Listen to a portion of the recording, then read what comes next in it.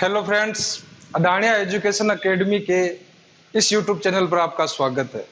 जैसा कि हम कक्षा 10 के सामाजिक विज्ञान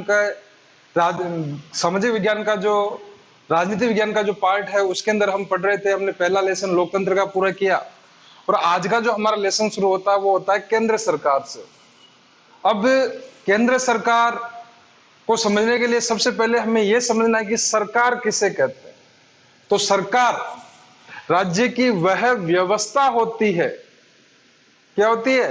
एक ऐसी व्यवस्था होती है जो राज्य के सभी नियमों को बनाती है, उनका क्रियान्वयन करवाती है तथा न करने वाले के साथ दंड की व्यवस्था भी करती है।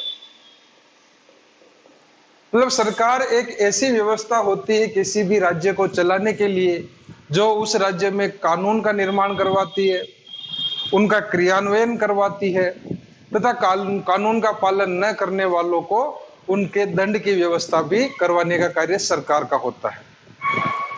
अब सरकार को सही तरीके से परिभाषित करने के लिए गार्नर जो एक विचारक हुए, उन्होंने कहा है सरकार वह अभिकरण या मशीन है।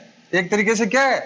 अभिकरण या मशीन है जिसके द्वारा राज्य की नीतियां निर्धारित की जाती है। मतलब कानून, राज्य के नियमों को बनाया जाता है, सामान्य मामलों को नियमित किया जाता है, जो भी सामान्य मामले उनको नियमित रूप से लागू किया जाता है तथा सामान्य हितों को उन्नत किया जाता है। मतलब सभी लोगों को समान रूप से उन्नति के अवसर प्रदान करने का कार्य जो है वो सरकार करवाने का प्रयास करती है। देखो, एक तरीके से राज्य जो है एक अमूर्त रूप होता है। एक भूभाग, एक निश्चित भूभाग पर रहने वाले लोगों के समूह को राज्य कहते हैं और उस राज्य के सारे जो कार्य है उनका निर्धारण, निष्पादन तथा उन क्रियान्वित करवाने का कार्य जो होता है वो होता है सरकार का। अब केंद्र सरकार का मतलब होता है सेंट्रल गवर्नमेंट की जो राज्य की, जो भी कोई भी देश होता है वो अलग अलग राज्यों में भी विभक्त होता है, तो पूरे देश का क्रियान्वयन जो करवाती है वो कहलाती है आपकी केंद्र सरकार तथा एक राज्य के नियमों का, वहां के कानून का जो क्रियान्वयन करवाती है वो कहलाती है राज्य सरकार। अब सबसे पहले सरकार के अंग, हमें सरकार के अंग पढ़ने की, सरकार के कितने अंग होते हैं? तो मुख्य रूप से सरकार के 3 अंग होते हैं। पहला होता है व्यवस्थापिका, दूसरा होता है कार्यपालिका, तीसरा होता है न्यायपालिका। तो सरकार के कितने अंग होते हैं? 3, व्यवस्थापिका, कार्यपालिका और न्यायपालिका। अब आगे हम समझते हैं व्यवस्थापिका क्या होता है। तो व्यवस्थापिका को भी आगे हम 2 भागों में विभक्त करते हैं। एक तो होता है संघीय व्यवस्थापिका तथा दूसरा होता है राज्य व्यवस्थापिका।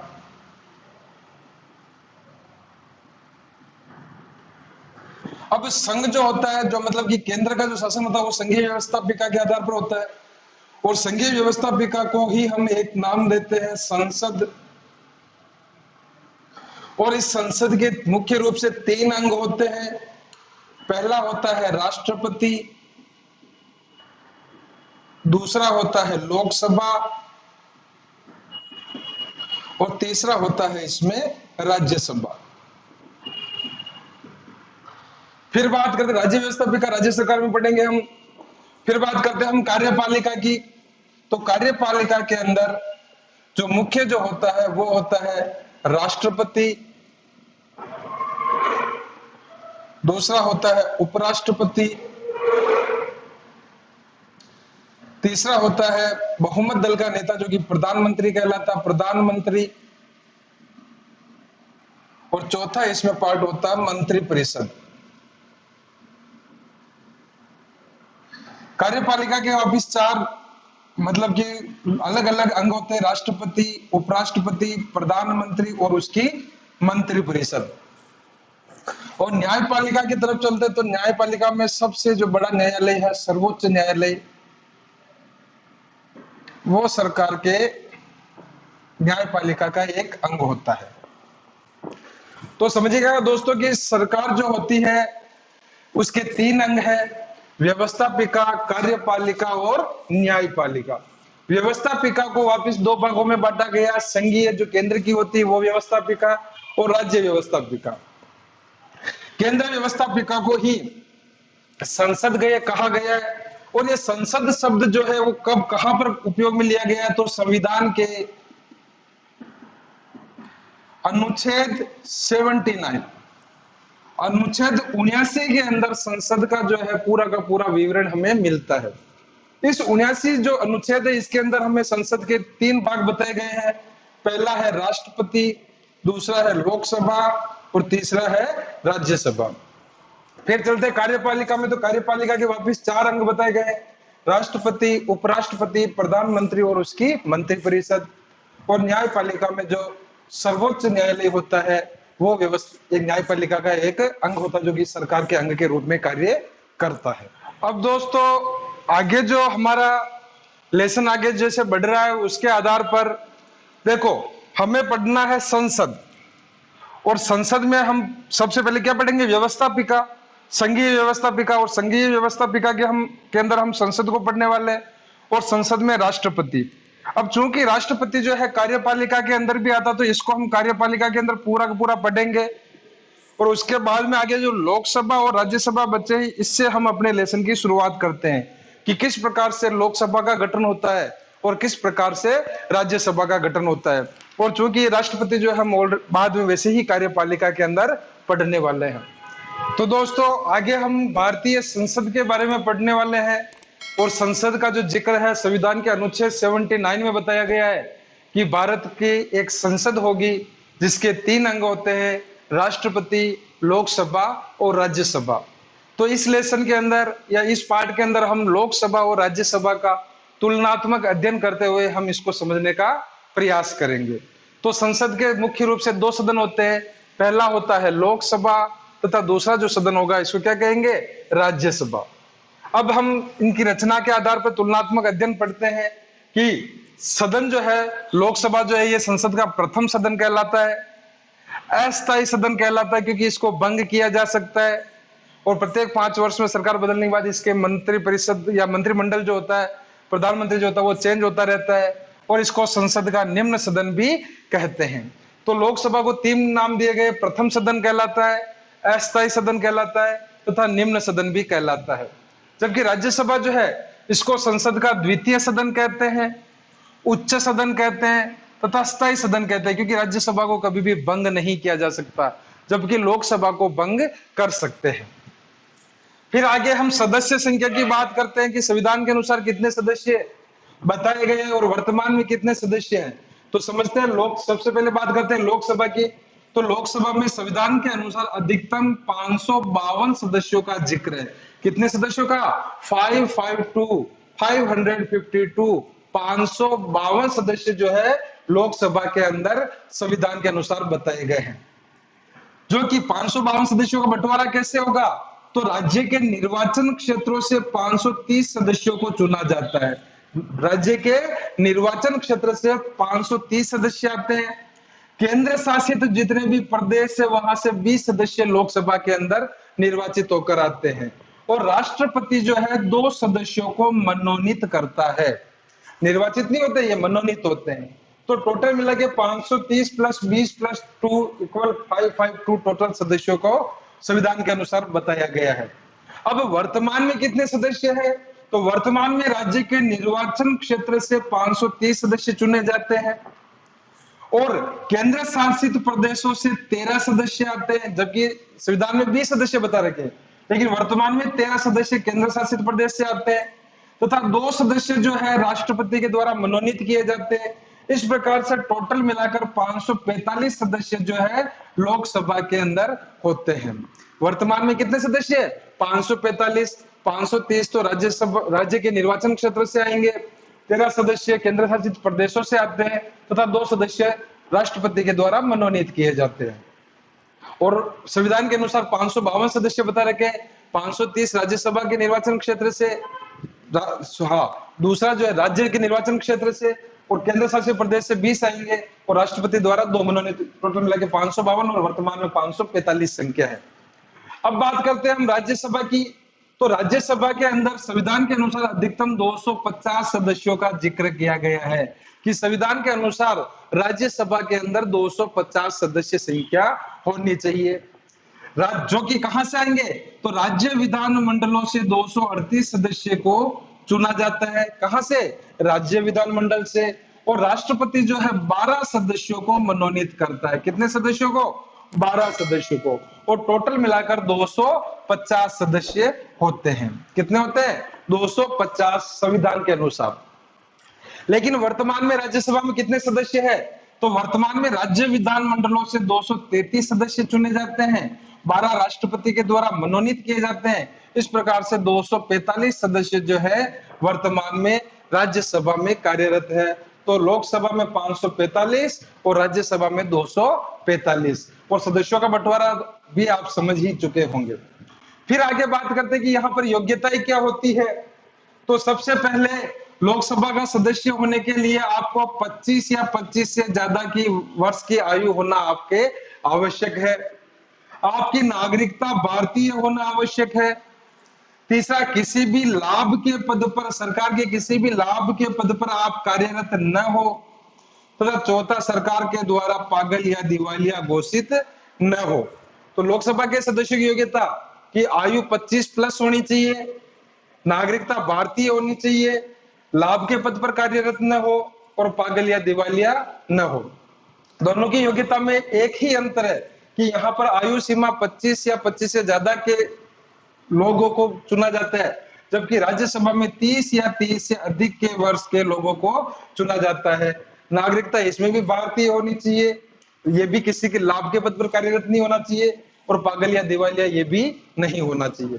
तो ये था लोकसभा और राज्यसभा के सदस्यों, या लोकसभा और राज्यसभा का हम तुलनात्मक अध्ययन कर रहे हैं। तो वापिस समझेंगे कि सदन जो होंगे, प्रथम सदन लोकसभा को कहते हैं, अस्थायी सदन कहते हैं या निम्न सदन कहते हैं, राज्यसभा को द्वितीय सदन, उच्च सदन या स्थायी सदन कहते हैं। अधिकतम सदस्य संख्या संविधान के अनुसार लोकसभा में 552 होती है, राज्य से 530 आते हैं, केंद्र शासित प्रदेश से 20 आते हैं, राष्ट्रपति 2 को मनोनीत करता है, टोटल 552 सदस्य होते हैं। लेकिन वर्तमान में 530 राज्य से आ रहे हैं, 13 केंद्र शासित प्रदेश से आ रहे हैं और 2 राष्ट्रपति मनोनीत करा तो 545। अब देखो, ये राष्ट्रपति जो 2 सदस्य मनोनीत जो करता है, ये कौन होते हैं, एंग्लो इंडियन। क्या होते हैं, एंग्लो इंडियन, जो किसी विदेश से हो लेकिन उनके पास भारतीय नागरिकता हो, तो ऐसे सदस्यों को राष्ट्रपति के द्वारा संसद में या लोकसभा में मनोनीत किया जाता है। इसी प्रकार राज्यसभा के सदस्य संख्या 250 अधिकतम है, राज्य विधानमंडलों से 238, राष्ट्रपति द्वारा 12 और टोटल 250। लेकिन वर्तमान में 233 तो राज्य विधानमंडलों से आते हैं, 12 सदस्य राष्ट्रपति मनोनीत करता है और 245 सदस्य टोटल है। अभी ये जो 12 सदस्य मनोनीत किए जाते हैं, ये साहित्य, कला, खेल या विज्ञान के क्षेत्र में उन्नत कार्य करने वालों को राज्यसभा में मनोनीत राष्ट्रपति के द्वारा किया जाता है। लोकसभा में 2 सदस्य होंगे एंग्लो इंडियन, और राज्यसभा में होंगे साहित्य, कला या विज्ञान के क्षेत्र में अच्छा कार्य करने वालों को।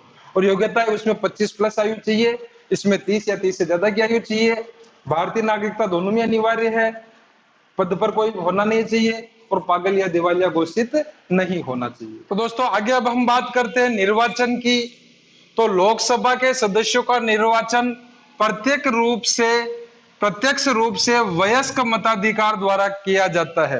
मतलब प्रत्यक्ष जनता जो है वो अपना मत देती है, और वयस्क मताधिकार मतलब कि 18 साल से ऊपर की आयु के जो लोग होते हैं वो इसको चुनने की योग्यताएं रखते हैं। जबकि राज्यसभा के सदस्यों का जो मतदान होता है वो अप्रत्यक्ष तथा एकल संक्रमणीय मत प्रणाली द्वारा किया जाता है। आपको नाम याद रखना है, एकल संक्रमणीय मत प्रणाली, और चुनाव जो होगा अप्रत्यक्ष होगा, जबकि लोकसभा का चुनाव प्रत्यक्ष होता है तथा वयस्क मताधिकार द्वारा किया जाता है। फिर आगे बात करते हैं कार्यकाल की। इनका कार्यकाल कितना होता है, तो लोकसभा का अधिकतम कार्यकाल 5 वर्ष का होता है। चूंकि ये अस्थायी सदन होता है, इसको कभी भी बंद किया जा सकता है, तो 5 से कम वर्षों में भी इसको समाप्त किया जा सकता है। लेकिन अधिकतम अगर इसका कार्यकाल होगा तो वो 5 वर्ष का होगा। जबकि राज्यसभा का जो कार्यकाल है वो, वैसे अगर देखा जाए तो राज्यसभा का कार्यकाल तो अनिश्चित होता है, लेकिन राज्यसभा सदस्य का जो कार्यकाल होता है वो 6 वर्ष का होता है। चूंकि ये स्थायी सदन है, इसको भंग नहीं किया जा सकता। लेकिन प्रति 2 वर्ष में 1/3 सदस्य अपना कार्यभार त्यागते हैं, तो उनके लिए पुनर्मतदान होता है। मतलब कि एक प्रत्येक 2 वर्ष में 1/3 जो सदस्य होंगे वो अपना पद त्यागेंगे और उनकी जगह पर नए सदस्यों को चुना जाता है और इस प्रकार से कंटिन्यू ये कार्य चलता रहता है। राज्यसभा का कार्यकाल अनिश्चितकालीन होता है, जबकि राज्यसभा सदस्य का कार्यकाल 6 वर्ष का होता है और लोकसभा सदस्य या लोकसभा का कार्यकाल 5 वर्ष का होता है, क्योंकि ये अस्थायी सदन है, इसको भंग किया जा सकता है जबकि उसको भंग नहीं किया जा सकता। फिर आगे बात करते हैं अधिवेशन की। तो इसमें ये कॉमन बिंदु है, इसलिए मैंने इन दोनों के साथ में लिखा है कि लोकसभा व राज्यसभा के अधिवेशन राष्ट्रपति के द्वारा बुलाए जाते हैं और स्थगित किए जाते हैं। तो दोनों के अधिवेशन कौन बुलाता है? राष्ट्रपति बुलाता है। फिर आगे बात करते हैं गणपूर्ति। देखिए ये आपके 10th के सिलेबस में बता ही नहीं रखा, जबकि ये होना चाहिए था कि लोकसभा और राज्यसभा की अगर कार्यवाही की जाती है तो वहां पर लोकसभा के अंदर जो कार्यवाही होगी वो 1/4 सदस्य की उपस्थिति में ही होती है, जो कि लगभग संख्या में कितने होते हैं? 54। गणपूर्ति का मतलब होता है कार्य कब शुरू होगा लोकसभा का? जब तक कि कम से कम 1/10 सदस्य वहां पर उपस्थित हो। जबकि राज्यसभा में भी आंकड़ा 1/10 सदस्य ही है, लेकिन सदस्यों की संख्या जो 25 है, क्योंकि राज्यसभा के सदस्यों की संख्या कम होने के कारण यहाँ पर 25 सदस्य संख्या कम से कम होनी चाहिए और लोकसभा के अंदर कार्य को सुचारू रूप से जारी रखने के लिए कम से कम 54 सदस्य होने आवश्यक है। तो दोस्तों आगे जो है वो हमारे लोकसभा और राज्यसभा को चलाने के लिए इनमें पदाधिकारी कौन कौन होने चाहिए, तो समझेंगे कि लोकसभा के अंदर अध्यक्ष व उपाध्यक्ष का चुनाव लोकसभा के सदस्यों से ही होता है। मतलब जितने भी सदस्य लोकसभा में चुनकर जाते हैं उन्हीं सदस्यों में से लोकसभा अध्यक्ष तथा उपाध्यक्ष का चुनाव करके लोकसभा की कार्यवाही को किया जाता है और वही अध्यक्ष और उपाध्यक्ष उसके पदाधिकारी होते हैं। जबकि राज्यसभा के अंदर जो सभापति होगा वो होगा उपराष्ट्रपति। बहुत ही इंपॉर्टेंट क्वेश्चन है कि राज्यसभा का सभापति कौन होता है? तो उपराष्ट्रपति होता है तथा उपसभापति जो होगा वो राज्यसभा के सदस्यों द्वारा चुना हुआ एक सदस्य हो सकता है। तो कहने वाले लोकसभा के अंदर अध्यक्ष और उपाध्यक्ष लोकसभा सदस्यों द्वारा ही चुने जाते हैं, जबकि राज्यसभा के अंदर सभापति जो होगा वो उपराष्ट्रपति होगा तथा उपसभापति जो होगा वो राज्यसभा का सदस्य होगा। तो दोस्तों ये था लोकसभा और राज्यसभा का गठन, कि किस प्रकार से लोकसभा और राज्यसभा का गठन किया जाता है, लोकसभा राज्यसभा के नाम क्या क्या है, इसमें आने वाले सदस्यों की योग्यताएं क्या क्या होनी चाहिए, इसका कार्यकाल कितना होता है तथा इसके पदाधिकारी कौन कौन से होते हैं। ये सारी चीजें मैंने आपको अलग अलग तरीके से समझाने का प्रयास किया है, आपको निश्चित रूप से समझ में आया होगा। और दोस्तों जो ये सामाजिक विज्ञान का जो ये केंद्र सरकार जो आपका लेसन है जो अपन पढ़ रहे हैं, इसमें से 7 नंबर का क्वेश्चन आपके बोर्ड की परीक्षा में एक निबंधात्मक क्वेश्चन पूछा जाने वाला है। इसीलिए ये जो लेसन है बहुत ही ज्यादा इंपॉर्टेंट है, इसको सही तरीके से इसके नोट्स बनाकर इनको याद करने का प्रयास करें। आगे हम पढ़ेंगे लोकसभा व राज्यसभा के आगे शक्तियां क्या होती है, इनके कार्य क्या होते हैं, ये हम आगे पढ़ेंगे। तब तक के लिए धन्यवाद।